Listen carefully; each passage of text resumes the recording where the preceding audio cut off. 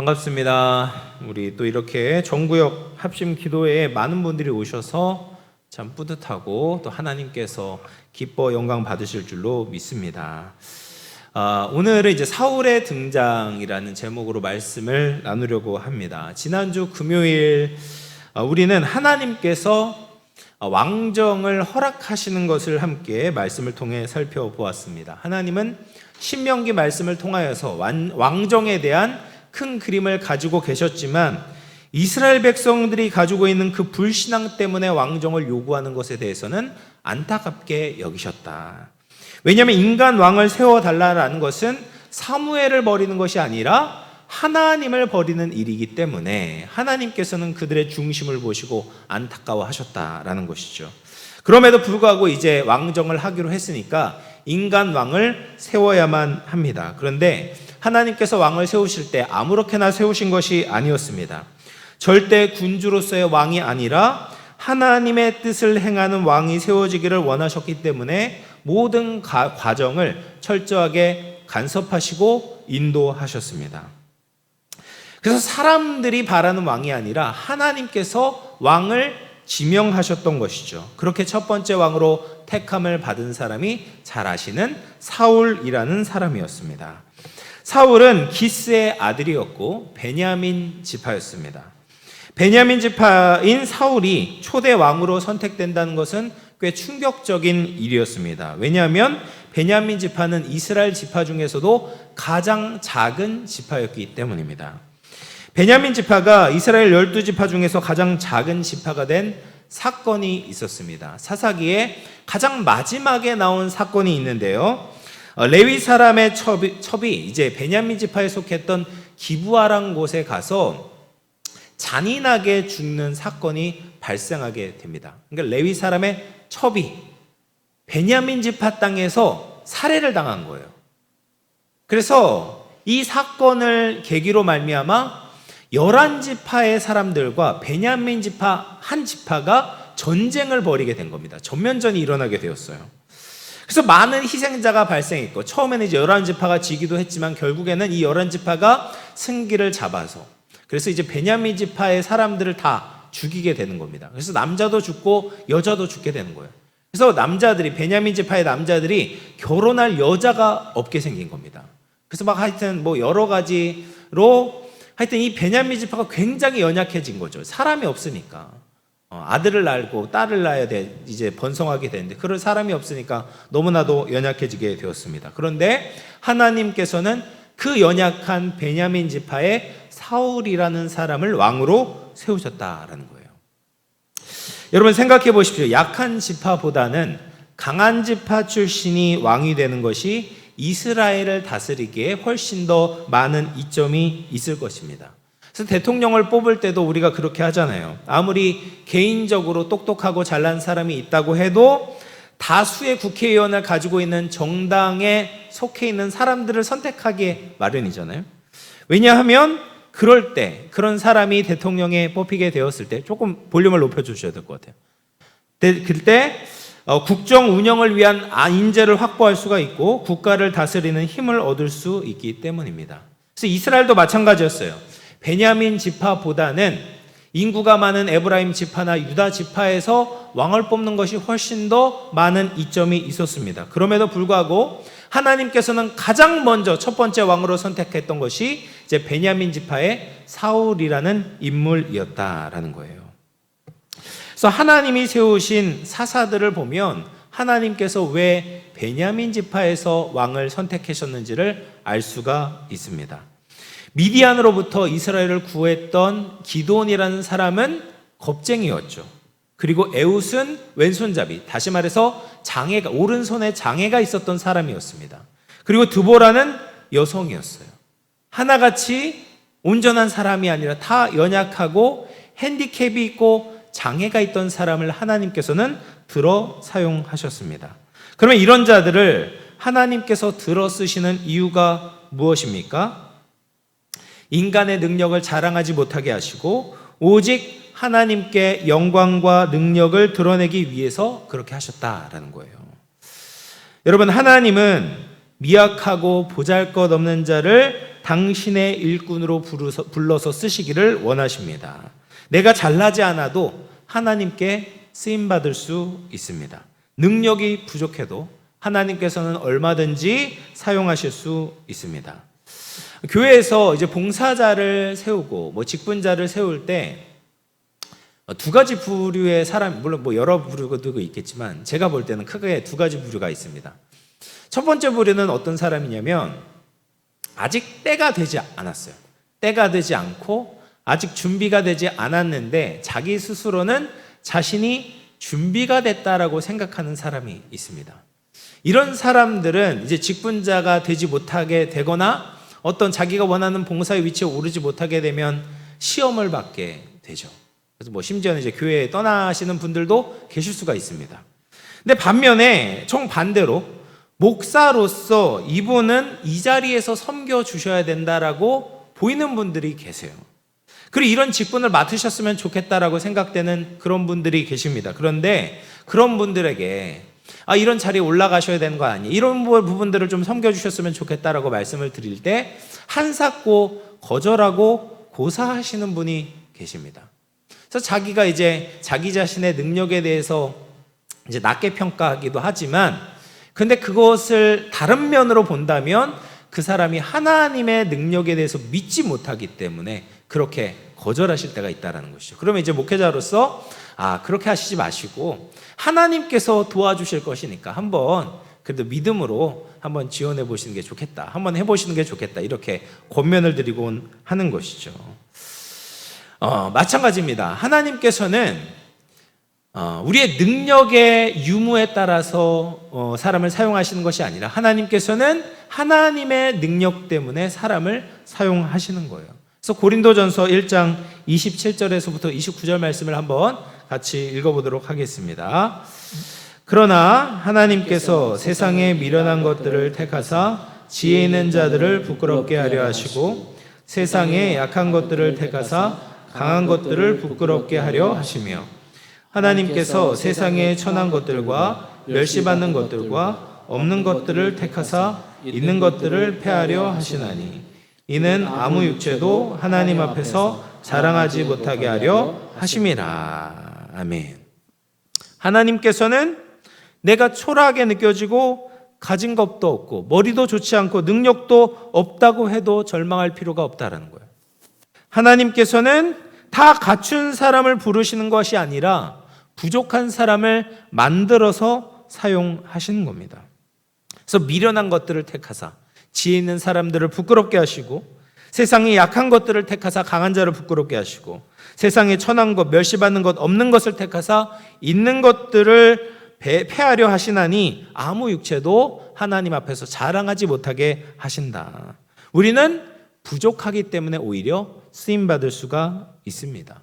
그러므로 하나님의 부르심 앞에서 함부로 나는 안 된다라고 말해선 안 된다라는 거죠. 부족해도 얼마든지 쓰임받을 수 있습니다. 그래서 우리는 하나님의 은혜에 감사하며 맡겨진 일에 충성을 다하는 것이 필요할 따름입니다. 부르심 그분께 감사함으로 더욱더 충성을 다할 수 있는 저와 여러분 될 수 있기를 주님의 이름으로 축원합니다. 그렇게 이제 하나님께서 사울을 택하셨는데 사울이 어떻게 사무엘을 만나게 되었는가? 사무엘상 9장 3절 말씀을 같이 읽어보겠습니다. 시작. 사울의 아버지 기스가 암나귀들을 잃고 그의 아들 사울에게 이르되 너는 일어나 한 사환을 데리고 가서 암나귀들을 찾으라 하매. 그러니까 사울의 아버지 기스가 암나귀 한 마리도 아니에요. 암나귀들을 잃어버리게 되었습니다. 어떻게 잃어버리게 되었는지 모르지만 암나귀들을 잃어버리게 되었으니까 아들인 사울에게 종 한 명을 데리고 그 암나귀들을 찾아와라 라고 명령을 내린 거예요. 우리는 사울 왕의 말년을 잘 알기 때문에 사울에 대한 선입견을 가질 수가 있습니다. 그런데 사울이 처음부터 교만하고 불순종했던 사람은 아니었습니다. 만약 그랬다면 하나님께서 그를 왕으로 첫 번째 왕으로 세우셨을 리가 없겠죠. 그는 하나님께서 왕으로 선택하실 만한 어떻게 보면 이제 성품, 그런 모습을 가지고 있었던 것을 보게 됩니다. 먼저는 순종의 모습을 가지고 있었습니다. 사울의 아버지 기스가 시켰던 이 일은 거의 이제 불가능에 가까운 일이었습니다. 그럼에도 불구하고 사울은 즉시 순종했습니다. 여러분, 우리가 우리 자녀들에게 이런 일을 시킨다고 생각해 보십시오. 아빠가 뭘 잃어버렸는데 네가 좀 찾아줬으면 좋겠다. 어디에서 잃어버렸는지도 몰라요. 그렇다면 아이들이 대번에 내가 왜 찾아야 되냐 이렇게 말하지 않겠습니까? 뭐 자녀들에게까지 갈 것도 없고 우리들에게 그런 무리한 요구나 부탁이 주어진다고 한다면 우리도 똑같은 반응을 보일 겁니다. 내가 왜 그런 일을 해야 되냐? 다른 사람에게 시켜라, 아니면 네가 해라. 뭐 이런 식으로 아버지의 말씀을 듣지 않고 순종하지 않을 것입니다. 그러나 사울은 즉시로 순종했다라는 것입니다. 사울이 어디에서 나귀를 찾아올 수가 있을까요? 나귀를 잃어버렸으면 가만히 있겠습니까? 계속 나귀들이 돌아다니지 않을까요? 또 잃어버린 나귀를 누군가는, 어떤 사람이 자기 집으로 데리고 간다면 그 나귀를 어떻게 찾을 수가 있겠습니까? 그런데 사울은 이런 일에 대해서 이유를 대지 않고 핑계를 대지 않았다는 거예요. 아버지의 말씀에 순종을 했습니다. 여러분, 이런 순종의 사람이 하나님께 쓰임을 받습니다. 하나님의 말씀은 우리의 생각을 넘어설 때가 있습니다. 그런데 우리는 자꾸 내 생각 때문에, 내 경험 때문에 하나님의 말씀에 대해서 왜라고 대답을 하게 된다면 하나님의 사람으로 쓰임받을 수 있는 조건을 갖출 수가 없다라는 거죠. 그래서 우리는 순종의 사람이 되어야 된다라는 거예요. 두 번째로, 사울은 아버지의 명령을 따르기 위해서 최선을 다하는 모습을 보이게 됩니다. 사무엘상 9장 4절 말씀을 보시면 같이 읽어볼게요. 시작. 그가 에브라임 산지와 살리사 땅으로 두루 다녀 보았으나 찾지 못하고 사알림 땅으로 두루 다녀 보았으나 그곳에는 없었고 베냐민 사람의 땅으로 두루 다녀 보았으나 찾지 못하니라. 사울이 어디 갔대요? 에브라임 산지와 살리사 땅과 사알림과 숲 땅까지 두루 다녔다. 베냐민 사람의 땅은 두루 다니면서 찾아보았다라고 이야기를 합니다. 그러니까 나귀들이 갈 만한 곳을 정말 샅샅이 찾아다녔다라는 것입니다. 여러분, 이것이 무엇을 보여주겠습니까? 사울은 무슨 일이든지 최선을 다하려고 했다라는 겁니다. 대충 찾는 척만 한 것이 아니라 최선을 다해서 나귀들을 찾아다녔습니다. 사울은 적어도 초반에는 맡겨진 일에 최선을 다하는 좋은 자질을 가지고 있었다는 거예요. 여러분, 하나님의 사역에 있어서 중요한 것이 무엇입니까? 어떤 일을 굉장히 잘하는 것, 물론 잘하면 좋겠죠. 잘하는 것도 필요하지만 교회에서 원하는 것은 무엇입니까? 성실한 사람이에요. 그 자리를 지키는 거예요. 하나님께서는 그것을 원하시는 것이죠. 예수님도 말씀하셨습니다. 착하고 충성된 종은 작은 일에 충성하는 사람입니다. 큰 일을 이루고 대단한 업적을 이루는 것이 아니라 자기에게 주어진 일이라면 그것이 크고 작고를 떠나서 그 작은 일이라도 충성하는 사람을 하나님께서는 기뻐하시고 칭찬하신다라는 겁니다. 그렇게 작은 일에 충성하는 사람이 큰 일을 감당할 수 있는 것입니다. 그래서 우리도 작은 일에 최선을 다하고 주님을 섬길 수 있기를 주님의 이름으로 축원합니다. 그리고 세 번째로, 사울은 경청하는 사람이었다라는 것을 보게 됩니다. 사무엘상 9장 6절 말씀 같이 읽어보겠습니다. 시작. 그가 대답하되 보소서, 이 성읍에 하나님의 사람이 있는데 존경을 받는 사람이라. 그가 말한 것은 반드시 다 응하나니 그리로 가사이다. 그가 혹 우리가 갈 길을 가르쳐 줄까 하나이다 하는지라. 사울이 이제 여러 군데를 돌아다니고 했는데 찾지 못한 거예요. 그리고 이제 종에게 이야기를 합니다. 이렇게 찾다가 보면 아버지가 우리를 오히려 걱정하시고, 그때 뭐 핸드폰이 있으니까 뭐가 있습니까? 그러니까 아버지가 우리를 걱정할 것 같으니까 우리가 돌아가자라고 이야기를 했어요. 그러자 함께 있던 종이 이렇게 대답을 하는 겁니다. 이 성읍에 하나님의 사람 사무엘이 있는데 그 사람에게 한번 우리가 찾아가 봅시다라고 이야기를 하는 거예요. 그래서 사울이 그 이야기를 듣고 사무엘을 찾아가게 되는 것이죠. 여러분, 다른 사람의 말을 듣는 것은 쉽지 않은 일입니다. 게다가 아랫사람과 같은 사람의 말을 경청하는 것은 더욱더 어렵죠. 부모가 자식의 말을 경청하기가 어렵고 사장이 종업원의 말을 듣는 것이 어렵고 지도자가 국민의 말을 귀를 기울이는 것은 어렵습니다. 게다가 황당하다고 생각되는 일을 귀를 기울이는 것은 훨씬 더 어렵습니다. 종의 말이 얼마나 황당한 일입니까? 이스라엘의 선지자 사무엘에게 잃어버린 암나기들을 어디 가든지 물어본다는 것. 이거 과연 대답을 해줄까요? 사무엘이 없으면 어떡합니까? 여러 가지 걱정과 염려가 생길 수 있음에도 불구하고 사울은 그 이야기를 듣고 따르는 거예요. 아랫사람의 이야기에 귀를 기울이고 황당한 이야기여도 들을 수 있기 위해서는 인격이 갖추어져 있어야 합니다. 그래서 사울은 상대방의 신분에 개의치 않고 이해되지 않는 일에도 귀를 기울일 수 있는 겸손함과 담대함이 있었다라는 거예요. 마지막으로 사울은 섬김의 모습을 가지고 있었습니다. 사무엘상 9장 7절 말씀을 같이 읽어보겠습니다. 시작. 사울이 그의 사원에게 이르되 우리가 가면 그 사람에게 무엇을 드리겠느냐? 우리 주머니에 먹을 것이 다하였으니 하나님의 사람에게 드릴 예물이 없도다. 무엇이 있느냐 하니. 사울은 사무엘을 만나기 전에 드릴 예물이 없음을 안타까워하면서 이 종에게 물어봅니다. 그러자 이 종은 자기에게 은 4분의 1 세겔이 있다. 이것을 드리자라고 대답을 하는 것이죠. 지금 사울에게는 먹을 것이 없는 상황이었습니다. 그럼에도 불구하고 하나님의 사람에게 드릴 것을 찾고 있는 것을 보게 됩니다. 나 먹을 것이 없다고 그냥 빈손으로 가자라고 이야기를 하지 않았어요. 하나님의 사람에 대접하고자 하는 따뜻한 마음이 있었다는 것을 알게 됩니다. 그 결과로 하나님께서는 사울을 기름을 붓고 왕으로 세워주시는 것이죠. 여러분, 한국 교회에는 이제 다른 사람을 섬기고 특별히 이제 목회자를 섬기는 아름다운 전통이 있습니다. 왜 이 전통이 중요하냐면 제가 목회자라서 그런 것이 아니라 목회자를 섬기는 분들이 하나님을 섬기려는 마음으로 목회자를 섬기기 때문에 그 마음이 참 귀한 겁니다. 그래서 저도 이제 예전에 저희 부모님께서 어머님께서 이제 신방을 받으실 때를 보면 자녀들에게는 주지 못해도 목사님이 오시거나 이제 신방 예배를 드리게 되면 정말 귀한 것, 그 전에 못 먹었던 그런 고기들을 잘 준비하셔가지고 정성스럽게 대접했던 것이 기억이 납니다. 그런 이제 믿음의 선배들이 있었기 때문에 그런 아름다운 섬김 가운데 하나님께서 축복을 베풀어 주셨던 것이죠. 열왕기상 17장에 보면 사르밧 과부가 가뭄으로 인해서 마지막 남은 그 밀가루와 기름 한 줌을 가지고 엘리야 선지자에게 떡을 만들어 먹게 했습니다.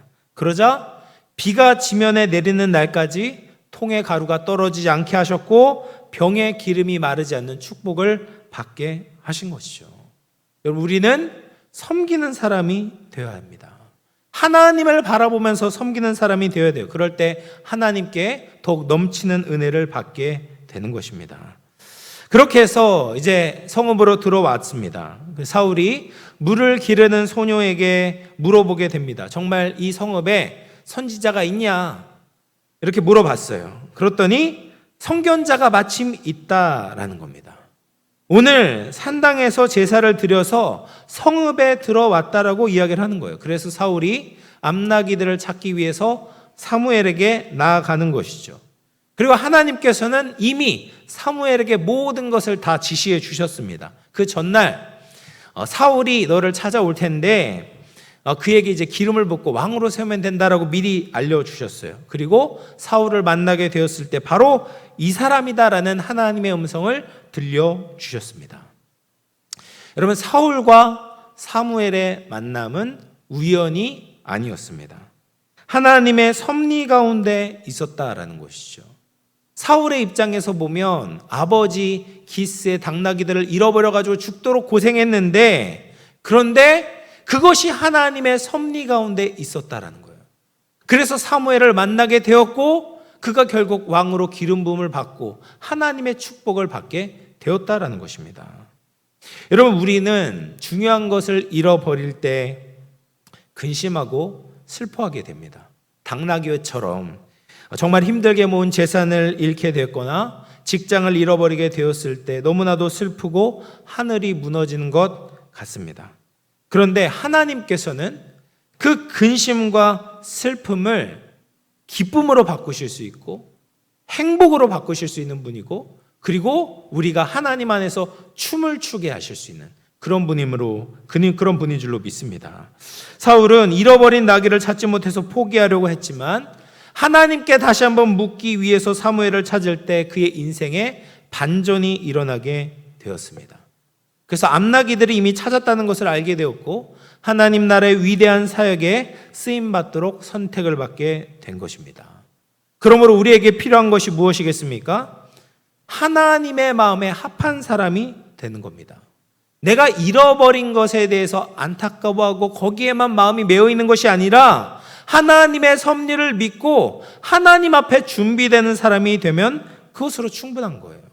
언제든지 하나님께서 우리를 들어 쓰실 수 있도록 준비하는 것입니다. 그러기 위해서 우리는 말씀과 기도에 힘을 써야 하는 것이죠. 하나님의 말씀을 듣지 않은 사람이 어떻게 하나님의 마음에 합할 수가 있겠습니까? 어떻게 하나님의 뜻을 알 수가 있겠습니까? 그리고 우리가 기도해야 되는 것이죠. 하나님의 마음을 헤아리고 하나님의 마음과 통하는 사람이 하나님께 쓰임받을 수가 있습니다. 그렇게 하나님께 가까이 나아가게 될 때 모든 문제를 넘어서서 하나님의 놀라운 일이 일어나게 되는 것입니다. 이번 주 이제 국민일보를 보면서 이런 한 성도님의 고백을 보게 되었습니다. 한 성도님이 계신데 어린 시절부터 신앙생활을 해왔고 하나님의 영광을 위해 살아야 되겠다라는 결심으로 이제 직장생활을 처음에 시작을 하게 된 겁니다. 열심히 직장생활을 하면서 승진이 빠르게 되었고 또 성과로 주변 사람들의 인정을 받으면서 성공 가도를 달렸어요.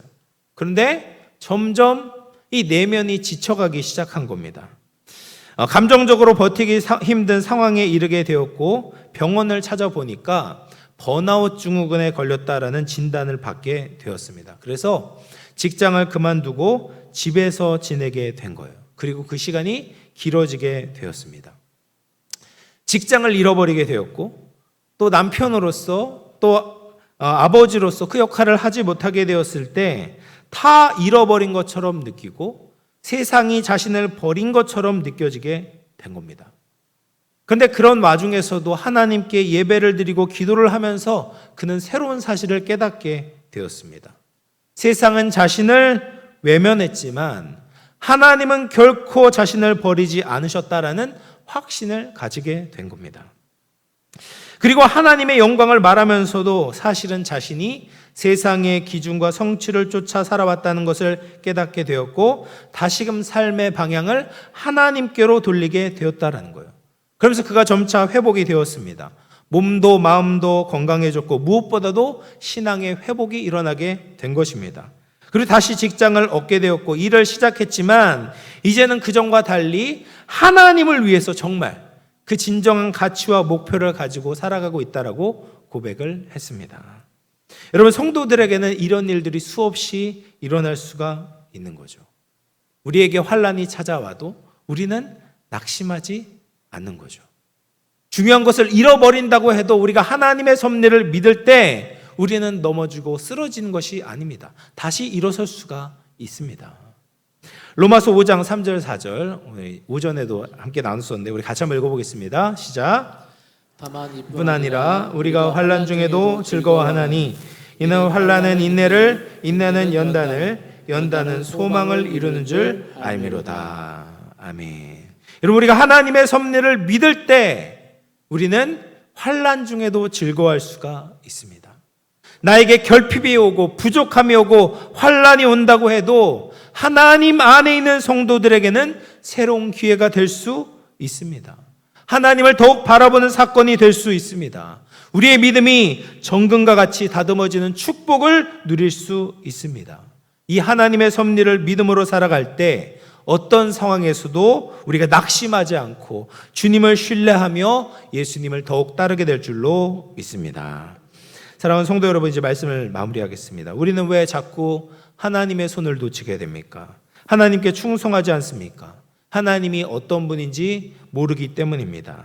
하나님은 모든 지도자들보다 더 높으신 진정한 왕이십니다. 하나님은 보잘것없는 베냐민 지파의 사울도 왕으로 세우실 수 있는 분이고 또 하나님께 불순종한다면 왕의 자리에서 내려오게 만드실 수도 있는 분이십니다. 그러므로 우리는 하나님만을 경외해야 합니다. 우리는 하나님 앞에서 잘 준비된 일꾼으로 쓰임받아야 합니다. 겸손하게 하나님의 주신 일에 최선을 다하고 우리의 고집을 내려놓고 경청하며 다른 이들을 섬기는 자로 잘 준비될 수 있기를 바랍니다. 그럴 때 하나님의 계획에 따라 하나님 나라를 위해서 귀하게 쓰임받게 될 것입니다. 우리와 우리 자녀손들이 하나님을 바라보며 세상적인 스펙이 아니라 하나님 나라의 성품을 잘 준비함으로 말미암아 하나님 나라의 기둥과 같이 쓰임받을 수 있는 저와 우리 모든 영혼의 권속들 다 될 수 있기를 주님의 이름으로 축원합니다.